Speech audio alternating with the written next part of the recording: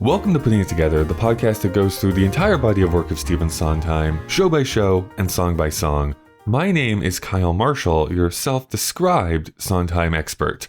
Well, we are almost to the end. Next week will be our finale song, so after almost 7 months of talking about Into the Woods, we are kind of getting to the end. It's been a long journey, and I just wanted to let people know on some programming things that are going to be happening over the next couple of months. So, of course, we're going to have our episode next week. I'm going to take a quick break the following week, come back and talk about 2 final things, all the available recordings or easily accessible versions of Into the Woods, let's put it that way. And then we're going to talk about the movie. That's the final thing we're going to talk about in this season. That will take us to the end of April, and then all of May, I am taking a break. I am going to step away for a bit, at least for the first 2 weeks. I'm going to decompress as much as I possibly can, and then we'll be returning in June to do our season on Dick Tracy. So that's what you can expect over the next few weeks, but that's not what we're talking about this week. This week, it's No One Is Alone, and luckily I didn't do it by myself. So let's get into this week's episode.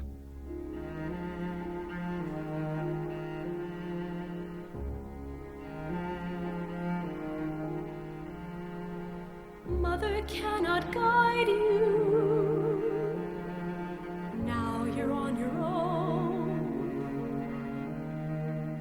Charlotte LeMay, thank you so much for coming back. Hi, Kyle. Thank you. It's good to be back. You know, you have been here before, of course, so I want to jump right into your history with Into the Woods. Like, what was your first introduction to this show? I think officially, my first introduction was, my friends were in a kid's version of it. One of these classic versions where they only do Act 1. When I was like 9 or 10 years old. And I watched the movie version of it. They had filmed these kids performing it. Oh, okay. I see. So the film version of them in the show. Yeah, film version of them. Yeah. I got you. Okay. 10-year-olds. That was my first performance I saw. It didn't leave much of an impression. It was just another show at the time. I guess I did think the songs were good. I think the Wolf song, Hello, Little Girl. Hello, Little Girl, that stood out. That was like, oh, this is a better song than I would have expected from this. Right. Then I think then at some point I got into Sondheim. It was really I was kind of a Sweeney Todd was my main gateway drug, probably. But yeah, eventually I think I came to this show. I would have been 17 or something. And then it was, for me, it's just very emotional, and it deals with things anyone at any age. There's something in it for you to relate to wherever you are in your life. And I certainly found things to relate to at that point in my life. And so, yeah, so it was music I would go to, and for me, it was my angst music. I was driving around feeling angsty listening to it. Yeah. You know what? I am so glad you brought this up. I don't think anyone else has brought this up yet. I agree. Because I was weirdly, when I was young teenager to going off to university, I didn't really get into pop music all that much. I had 2, maybe 3 current musicians that I followed at the time. And all of my, I'll just keep calling it pop music, rock music, punk music, all that kind of stuff came later in my life, weirdly enough. And my angsty stuff that I was listening to and being you don't know me type of thing was musical theater in general, but Into the Woods specifically, where it's you don't get it. You don't get it, Mom and Dad. No one is alone. I'm not alone. Totally. And do you, I wonder, my experience with especially listening to musicals, and this one is whatever character is singing, I imagine myself as that character. So imagine myself as Red Riding Hood, or I imagine myself as the Baker or Cinderella. I was the witch most of the time, to be honest. The witch. Okay, that was your okay. Yeah, that was my go-to. I have said this on the show before. I do think it is fascinating how much free rein my parents gave me to listen to Broadway specifically, because there were certain shows that they just let me listen to. Not that I was playing it so everyone else could hear. I usually had headphones on, but the amount of the subject matter or bad words, explicit lyrics and stuff like that. I'm listening to Les Mis at 14 years old, and it's I don't know if most other parents would have been kind of okay listening to some prostitutes singing about giving up their wares underneath the docks of Paris. But yeah, I guess it's okay if it's a play. Yeah, I guess it's culture that you're listening to. Yeah, exactly. A lot of Thai culture does get raunchy. Yeah. That is right. Do you have any like hot takes when it comes to Into the Woods? Meaning like Oh. counter opinions, or maybe just even your overall opinion of the show as it stands now? Oh, damn. I mean, I have like the coldest take in the world, which is that I just think it's really good. Sure. I think it's neat. Let's see what. Okay, this is like an opinion that I have because I've Sure. watched like interviews with Stephen Sondheim and James Lapine. James Lapine makes a comment at some point that like he always wanted to write the show so that the baker and Cinderella quote unquote end up together. Yes. It is my opinion that he did not write such a show. That's not what happens. I've watched the show several times. They perhaps end up in a communitarian cohabitation relationship, but there's nothing romantic between them at all. Like I don't see that. You would have to write that if you wanted that to happen. That's I see what you're saying. Yeah, I do tend to agree in that there is no like outward romance that happens between the two characters. And you're left to understand from the plot at the end of the show that they are, going to come together to help raise like a little red Jack, the baby, of course, in some type of fashion. But I don't know if there's like a romantic connection that is outwardly obvious. However, as we've been discussing throughout this show, I think Sondheim took this direction kind of to heart because there is musical motifs that does hint at like Cinderella and the baker entwining. Throughout the show, even from the very beginning of the prologue where it's them that are singing in unison together, not him and his wife sort of thing. So I think that Sondheim took that as a musical cue and worked it into the score. Okay, I would accept that Lapine does not do a great job of communicating like, and by the way that they like each other. No, I think that I would believe that they were discussing early on through the process and came up with that, and then Sondheim went and wrote that into the music.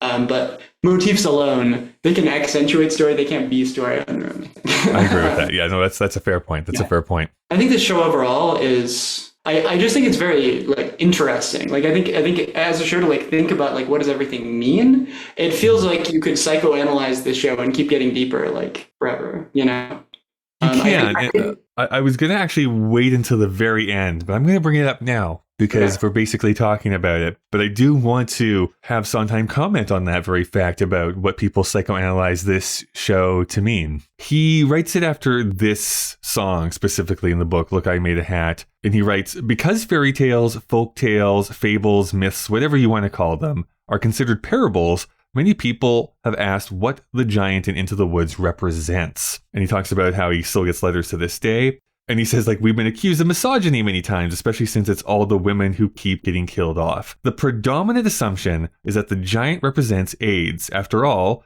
the show was written and produced in the 1980s when AIDS was at its most prominent. Given a moment's thought, it becomes apparent that if the giant represented anything, it wouldn't be AIDS. The giant is not a natural phenomenon, but a force roused to vengeance by greed, prevarication, and irresponsibility. It would just as easily be the atomic bomb, global warming, or the economic meltdown that is occurring as I write this. To James and me, it is a giant. Enough said. So to him, it's just a giant, and there's no subtext that's going on here in this show. Are you familiar? This reminds me of Tolkien's introduction to The Lord of the Rings. Have you read this? Where he says, No, I don't know if I'm familiar. Okay, well, so he writes that people kept writing into him asking if like the ring represented the atomic bomb or like the like is this about World War II or whatever? World War II. And he was very, very emphatic that no, it's not about World War II. This is about a hobbit with furry feet that takes a ring to Mordor and not about anything else.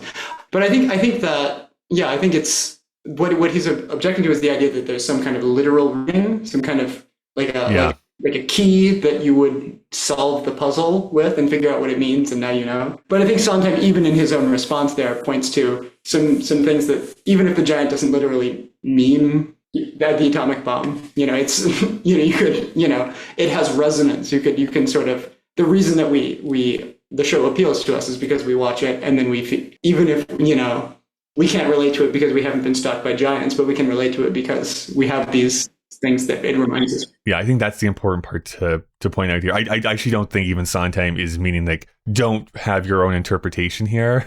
However, it does have to like logically follow what you're arguing right? Like it does have to be some outward force that people are contending with. Because I think both of those examples, both the Tolkien and this show, while absolutely, I don't think the authors were sitting down and being like, this is the show, this is the thing that we're trying to comment on within our show. We want it to be a bit more broad than that, and we can take our own lived experience and put it into the show, but it's not specifically about this one thing. I mean, the more time you spend online, this becomes so tiring when like a new movie comes out or a TV show or whatever comes out that's popular, and it's like, well, this is what it means. This is the one reading that you can have for this movie. It's talking about blank. And it's like, this is really boring when it's just like, there's this point of view where it can only be one thing, where it's like, no, it can be more broad than that. Yeah, I think that's why this show does endure, is that you can put your own life experience into this, even when they were not necessarily writing it specifically about your life experience. It feels so open that way, where people can bring in their own past and be like, oh yeah, I've been there. It can be meaningful to your life experience, even if that wasn't something that the author had thought of, right? Like the author doesn't have to have that in their mind, you know. Good art can last decades, is what I'm trying to say. How many Shakespeare plays, you know, can you read things in that he couldn't possibly have known about, you know? And that's still, even if he didn't know about them specifically, like he understood the underlying emotions and he's writing about those, right? If you believe he even wrote the plays. No.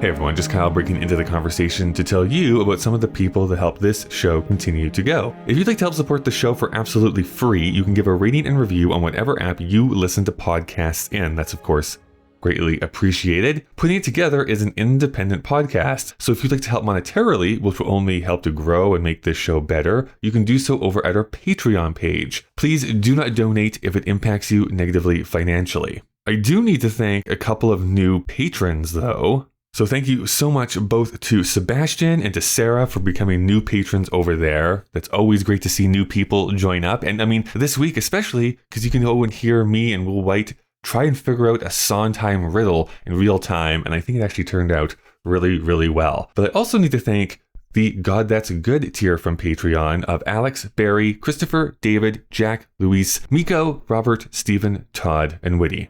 All right, let's get back to the show.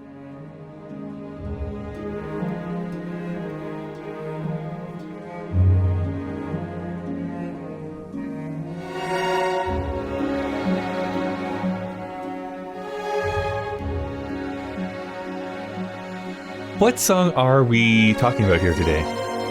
Well, you and I together, we're going to be talking about No One Is Alone. Yeah, I'm excited about this.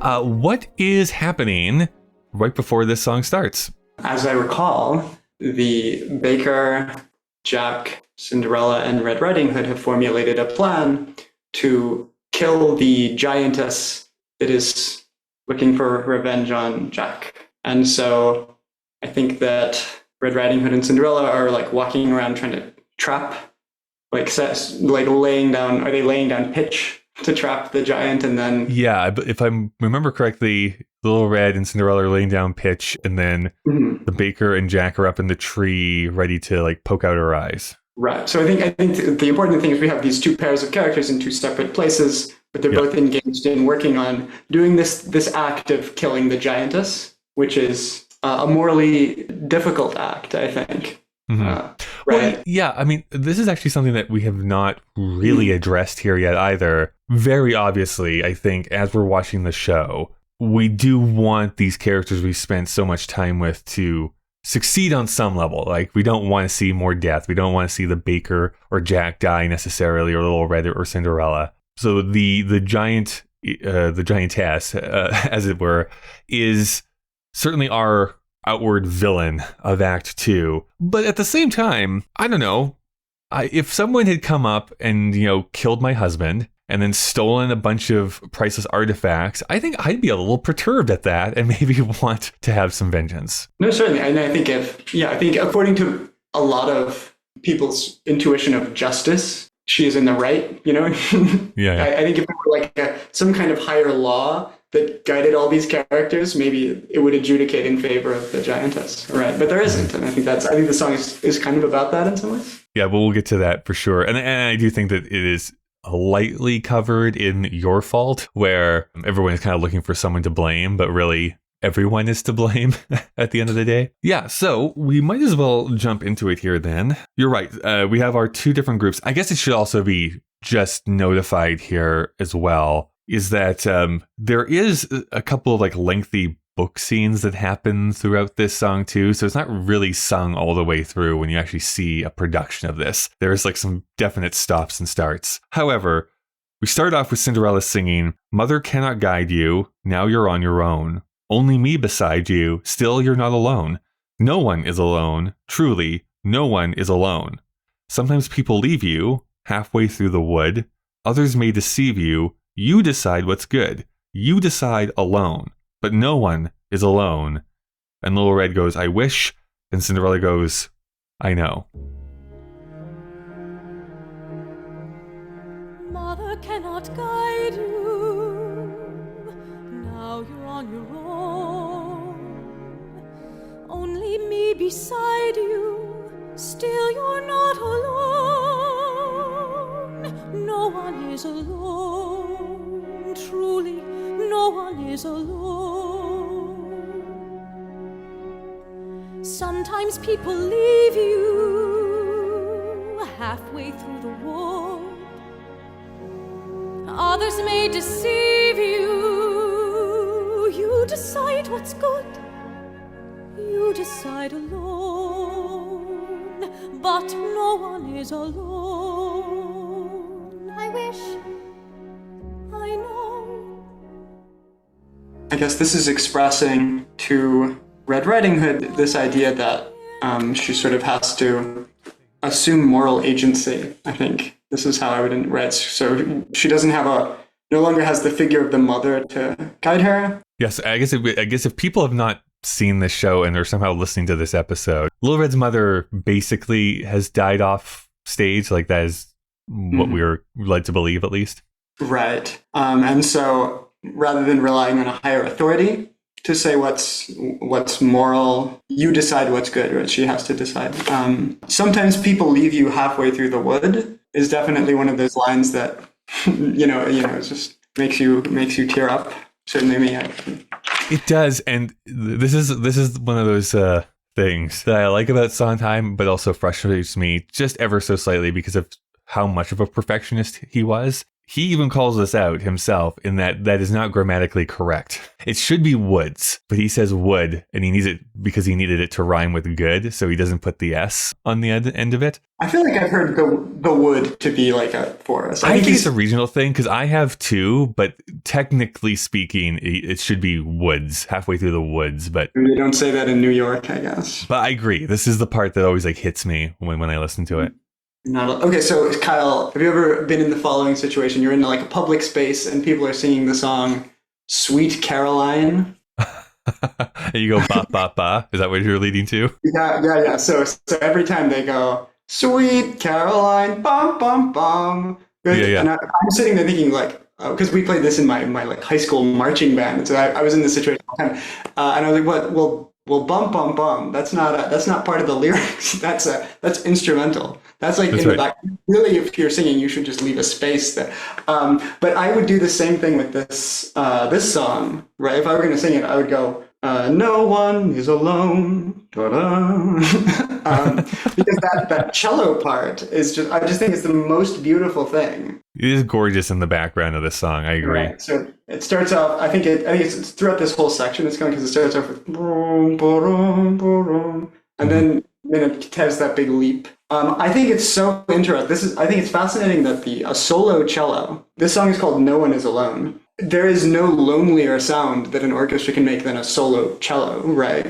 Right. Literally playing alone, and it's mournful. I think it's fascinating. It's almost kind of one of these situations where it's ironic. It like undermines what the speaker is saying.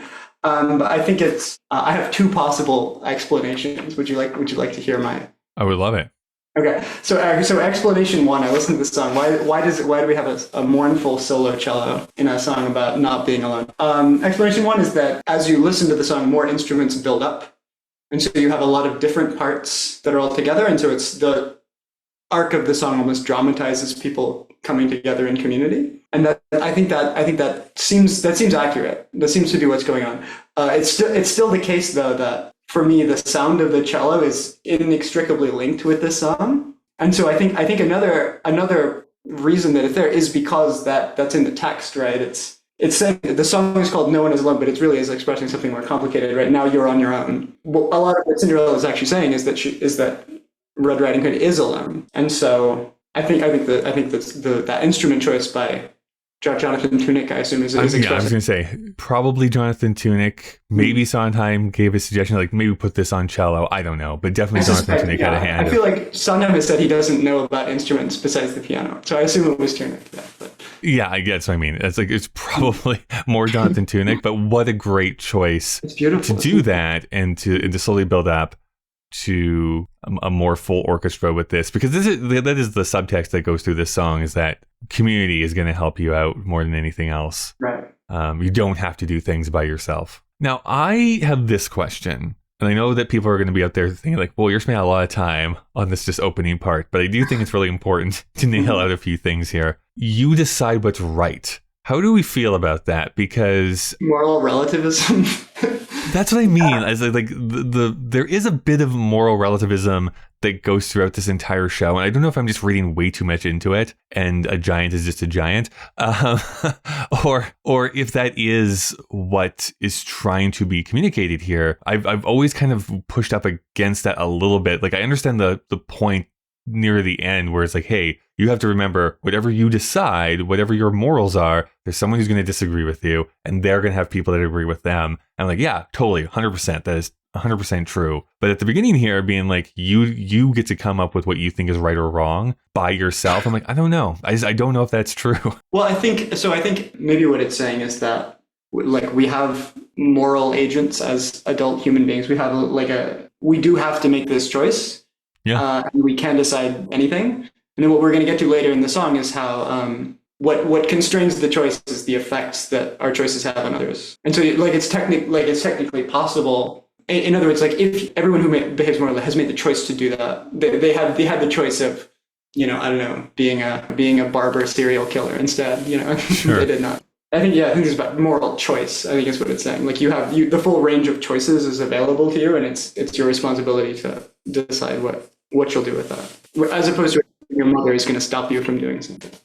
Yeah, I guess that's maybe I'm just not letting myself get to the next line that kind of explains that feeling, right? Is like, because you don't have that person in your life anymore, like you get to decide some of this stuff yourself, but also there's other people that can help guide you through here too. You don't have to do everything by yourself. I also think it's a little heartbreaking to this little interchange with the little Red getting to say the "I wish" moment that has happened a few times throughout the show already, and Cinderella being like, I know, I've been there. I was the first one who said it in the show. Like that's basically the subtext that's going on here too. I think this is so I wish is the characteristic phrase of the opposite of this song, right? Of anti-communitarianism, of individualism, right? And part of the difficulty of adulthood is like bringing those down to what's sort of socially possible.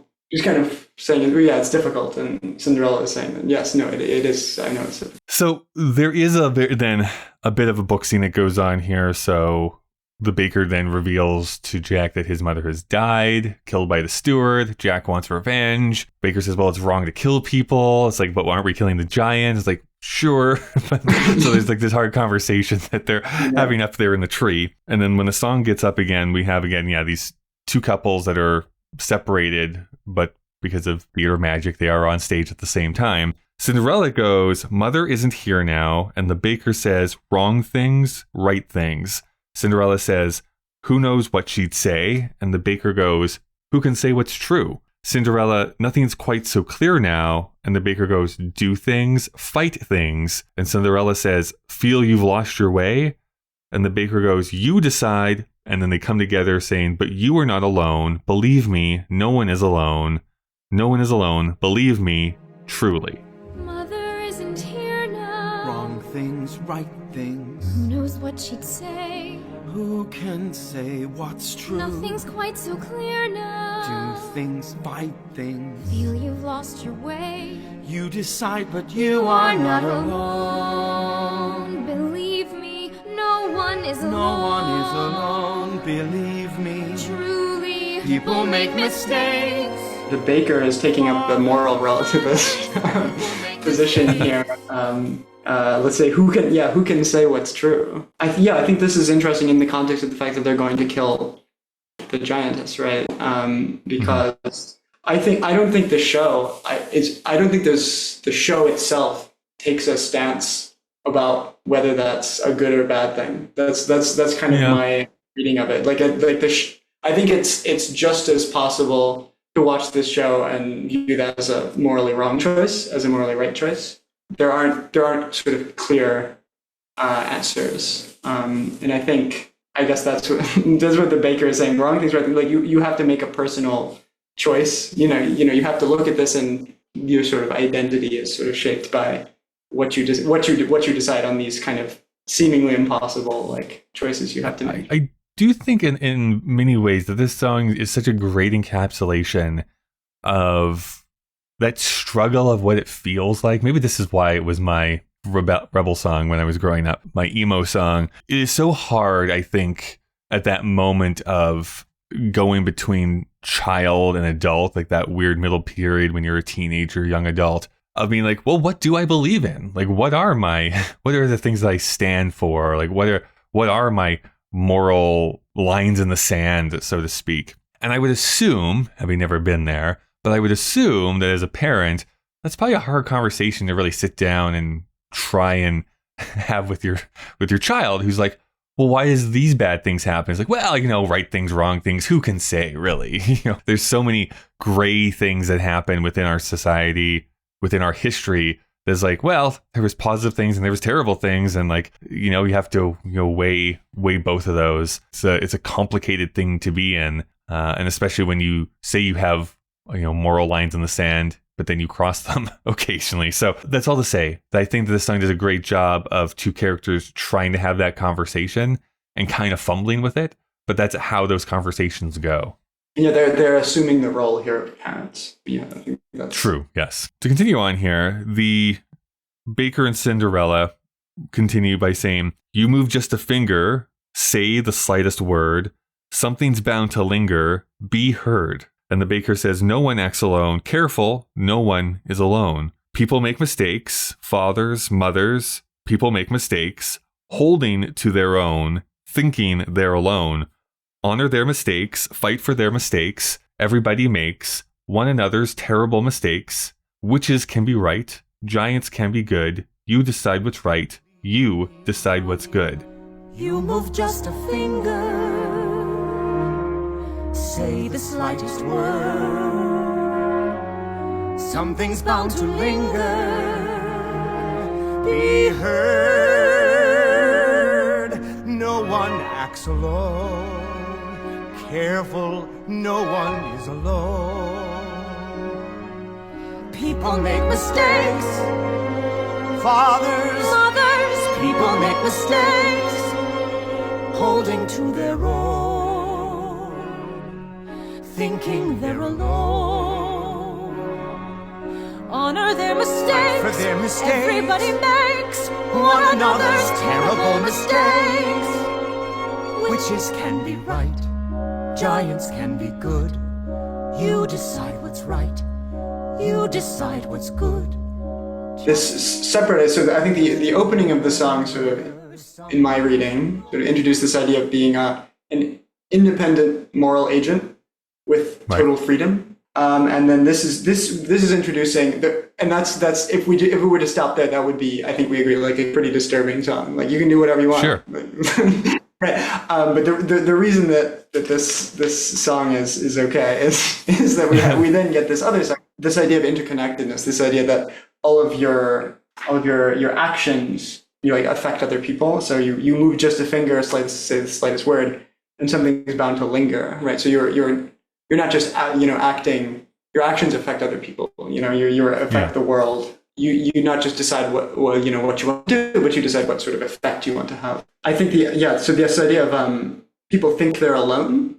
People make mistakes holding to their own, thinking they're alone. I think of the baker's father, where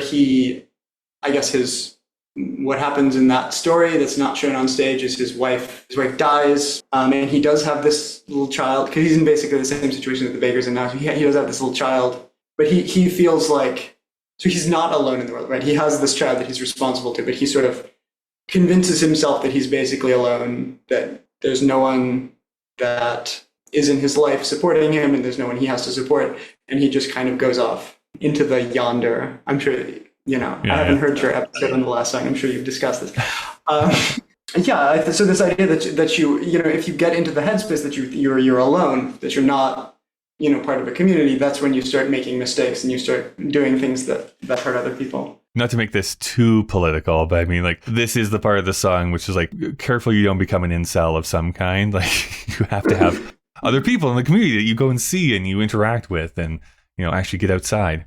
Are you saying the mysterious man is an incel? Is that correct? That is my reading. Sondheim cannot correct me anymore, so yeah. James Lapine and I look at the mysterious man and we see an incel. No, that's right. Oh, and the witch, right? She isolates.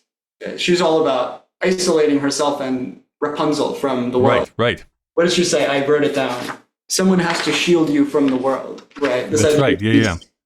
Keeping them alone. I mean, just bringing up the witch here, I think that this is very much a song that's also in conversation with children will listen, right? Because it's kind of coming at it from a different angle, where children are going to listen to things that you say, even when you don't think they're listening to you. And this is being like, you have to come up and say the things you think that are important and do the things that you think are worthy, even if you think you're the only person who's going to stand up and do it, because there are other people out there that are thinking the same thing. There's another thing we have to discuss. There's a musical thing. Do I have to say it? Do you know what I'm going to say? I think this is like pretty much common folklore. Okay. People make mistakes is the Bean theme backward. Is it really? Oh, I didn't know that. Right? You da da da da da da. That's fine. Da, brings the motif back in reversed form, which to me suggests, because the theme is intimately tied with the witch and with the baker's dad, right? Yeah, right. It was that interaction. I think that the idea here is that those mistakes are being reversed. That's my why the music does that. No, I like that. I actually even love that section. I don't know what it is. It always grabs my attention anyways. Like, people make mistakes, fathers, mothers, and then when they continue, like, you have to honor their mistakes, fight for their mistakes. Everybody makes, right? This is the recurring theme I keep bringing up about this show, which I must sound like just such a broken record week after week. But I love how we're able to take just such simple words, but make me feel like it's this profound thing that's being communicated here. Oh, absolutely. It's genius. You really hit upon something that's really special about this show. That's... And it's something that I think is important. Like, people have to stumble and kind of have to fumble their way through certain things. They can't just be told, top down, like, this is what you have to think or this is what you have to believe. They kind of have to fumble sometimes and be like, oh, no, okay, now I understand why. I understand the why behind this rather than just you telling me. I guess, just to call out, giants can be good. So this is textually supporting what I was saying before, that, like, it's not necessarily true, handed down from on high, that we need to kill the giant. Like, the giant, you could interpret the giant as being good. I think that's the important thing about how this song progresses, right? It's not, let's justify what we're about to do here, right? Like, we've been put up against the wall and this is what we have decided that we're going to do. But that doesn't mean that we're right either. So it's a tricky bit of, I don't know, it's a bit of a sticky wicket, as people over in Britain might say. Cinderella says, just remember, someone is on your side, our side. Someone else is not. While we're seeing our side, maybe we forgot they are not alone. No one is alone. Just remember, someone is on your side, our side, someone else is not. While we're seeing our side, maybe we forgot they are not alone.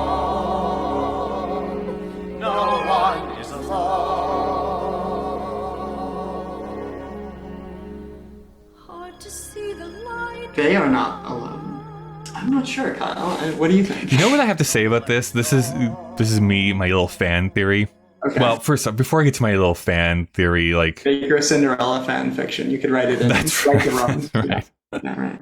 Before I say any of that, I do think it is a powerful statement to just make that point about, hey, we have our stances, our points of view, this type of thing, and that's great. But there is going to be someone who's going to combat us. And if it's only one person standing up and saying this, it's like, well, I know that they also are not alone by themselves. No one is adrift by themselves with a point of view. There are more people who hold those same opinions. However, as part of a fan fiction moment, Okay. part of me feels that what this is subtly hinting at is that there's other giants.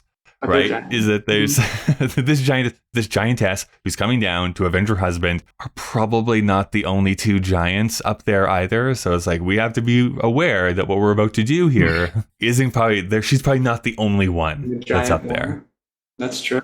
I always wondered. I wanted to make this work that the giantess is actually the witch's mother, because the witch's mother is this mysterious character. That's right.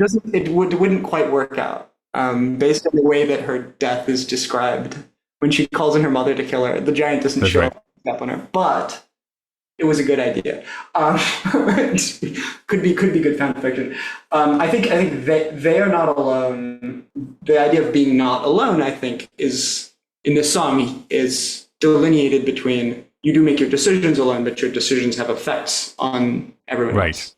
So the idea is we can't separate out based on sides into two totally separate social spheres. We all belong to the same social sphere, Right. and we're all going to affect each other. This is the arguments I get into with some family members who really, really try to argue. They make their own choices by themselves. They do everything completely independently. I'm like, sure, you make those choices yourself, but they do have impacts, even if they're just like small little ripples. Like no one is truly just doing things by themselves, for themselves. Literally, unless you are one of the handful of people out there who have gone out and built your own cabin in the woods and are subsisting off of what you are catching. Like, sure, there are people that do that, but that is a very small amount of people. Sure. This song is anti-libertarian. About time. That is what Charlotte said. I just want to make that very clear. But yes, that's exactly what I'm saying. There is a kind of this song does dance on the edge of kind of both sidesism. I think as soon as you try to apply it to like real life, as soon as you just start to try to apply it to actual political questions, I think it sort of doesn't really have much power. I would take this song and I would apply it in like my personal life. Maybe like I think it would make more sense there. I think trying to apply it to like issues of like social justice, it becomes very, very 1,000%. Yeah. I agree with that 100%. I think this one aligns way more with personal life choices as you're traversing the woods, so to speak. I just want to just call out musically within this song. I like how people's voices kind of go on top of each other. There is kind of like this call and response that's happening within this section in particular that always just sounds great. Is it the case? No, I know that because I was paying attention to the instruments for that point I made earlier, with last time I listened to it. But is it also the case with the voices? I think that they're all singing independent lines, but the lines all kind of mesh together. Because I think that's the perfect like metaphor for what they're saying, right? This idea that we're all making our separate choices, but we are all interconnected. Yeah, it's almost a little bit weirder in this case because it's like either the Baker Cinderella goes like our side and then two or three of the other characters go our side. Like they kind of jump on that. It almost sounds like they're coming in late, but they're not. It's actually written that way that they're singing over top of one another. You know what? You can hum the tunes on this, I think. That's right. So this is how the song ends. So Cinderella goes, hard to see the light now. And the baker says, just don't let it go. And then the baker and Cinderella sing together, things will come out right now. We can make it so. Someone is on your side. And then we hear the giant approaching in the distance. Hard to see the light now. Just don't let it go. things will come out right now. We can make it so. Someone is on your side. No one is alone.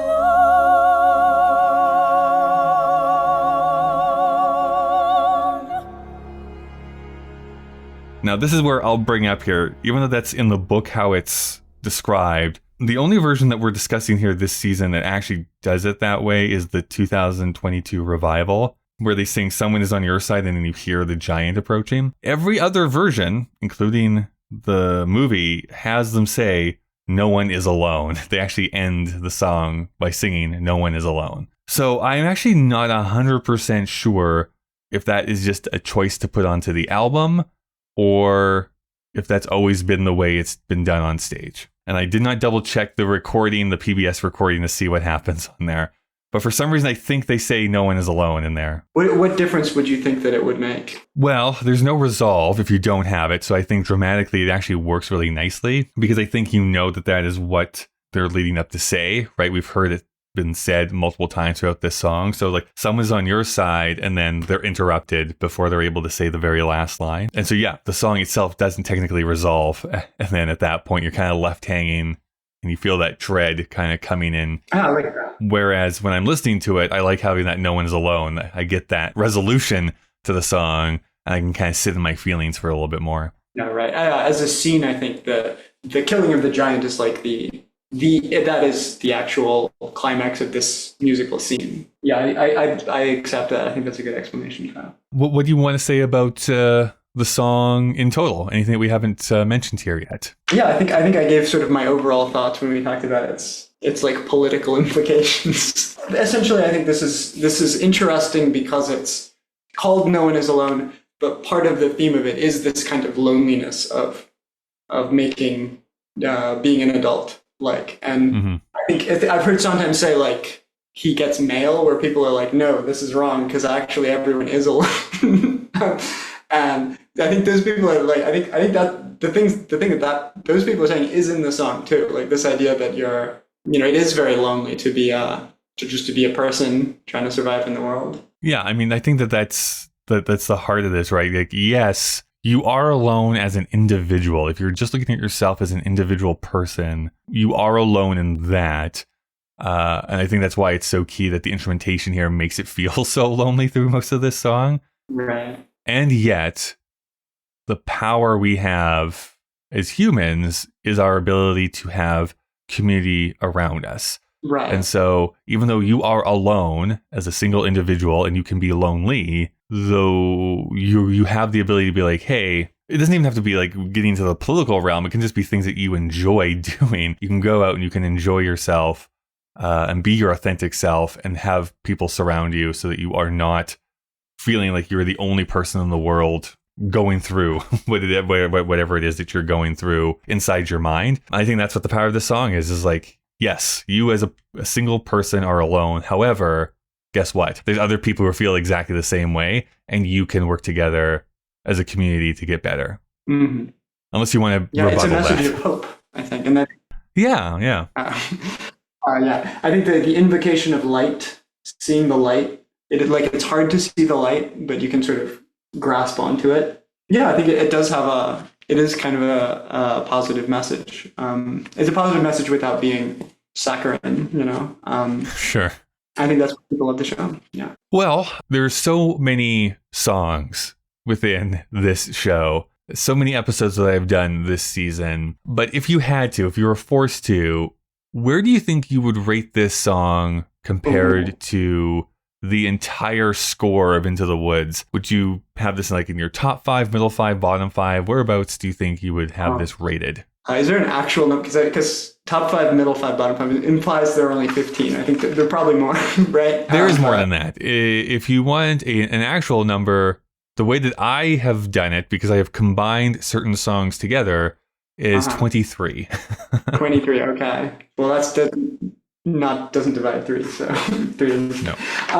No, I think this is probably one of the. I almost think of the all the lesson songs is one thing, but this would probably fill a lot of the top slots. So this would probably be still in the top. I think it's all the lesson songs, and this would probably be kind of in that area. Yeah, I love this song. I return to it quite a bit. And so I can tell you conclusively that because I'm tracking my actual list this season, it's going to enter my list at number 4. Like, I like it that much. So I'm putting it below Giants in the Sky, but above It Takes Two. Kind of like you, I have most of my top, whatever, 6 or 7 are all like the lesson songs. So like Moments in the Woods, On the Steps of the Palace, I Know Things Now are all kind of up there in the top 10. I kind of consider No More like the Baker's like lesson song. And this is No More like part 1 and 2 of one idea, which is the Baker like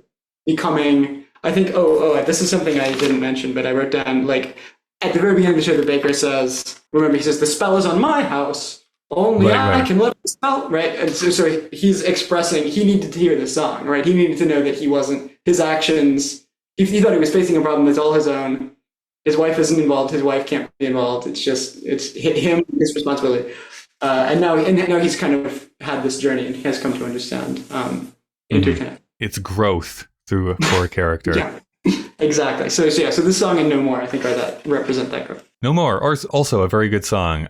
Because because the show is based on fairy tales, my kind of wrap-up question I've been asking every single person here this season is, what is your favorite fairy tale? It can be something that's represented in this show, but it doesn't have to be. So, but what is your favorite fairy tale? My favorite fairy tale. Okay, so I had vague memories of this fairy tale, and I had to look it up to get the name of it. But it's called The Tinderbox by Hans Christian Andersen.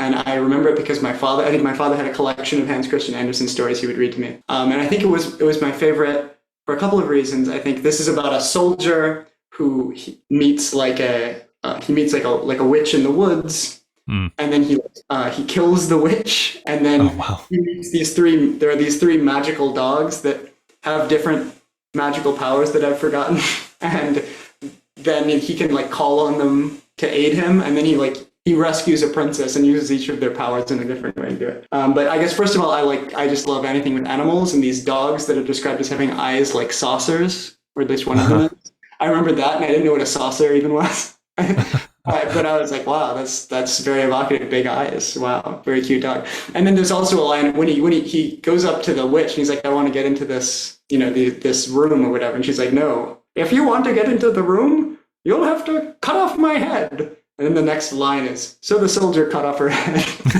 I think kind of the bluntness of that really amused me as a child. So I would ask to hear it again, I think. So The Tinderbox. I mean, depending on what translation you're reading of, whether it's Hans Christian Andersen or the Grimm's Brothers, here in English at least, you do sometimes get this, what I assume is unintended comedy when it's stuff like that. It's like, you must never do this. The prince did this. And it's like, oh, okay, I guess he's just going to do this thing then. That's great. I have no familiarity with this, so now I have to check this out and see about this dog with saucer eyes. I remember, yeah.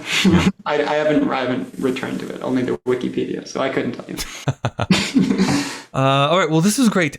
Charlotte, if people wanted to follow you, see what you're up to online, is there a way to do so? Yeah, I'm sorry, there isn't really, because I just avoid social media, but you can always email me at charlotte.lemay1@icloud.com, and I'll field any Sondheim question you have, I guarantee it. Great. Amazing. Great. Thank you so much. All right. Thank you, Kyle. Maybe you forgot they are not alone. No one is alone. Thanks so much for listening. You can send emails to puttingittogetherpodcast@gmail.com. You can also follow Sondheim Podcast on Twitter or Instagram. This is an independent production, and you can support the show on Patreon by going to patreon.com/puttingittogetherpodcast. Putting Together is available on Apple Podcasts, Google Podcasts, Spotify, and pretty much anywhere you get podcasts from. Consider subscribing so that you never miss an episode. Next week, we're going to be talking about Children Will Listen / the finale. Truly, careful the things you say. As always, a big thank you to the great Chris Taniguchi, who designed the podcast artwork, and Nick Driscoll for composing our theme music. Well, We've reached the end of our episode. Yes, I know. Goodbye for now.